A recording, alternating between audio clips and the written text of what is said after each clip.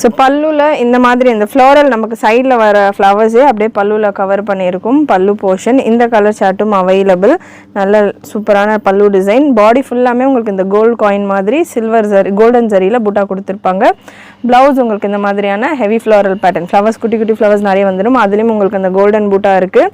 And இன்னொரு beautiful sky blue shade colour charts. ரொம்பவே பேஸ்டலான சூப்பரான கலர் சார்ட்ஸ் டீசென்ட் லுக்கில் இருக்கிறது.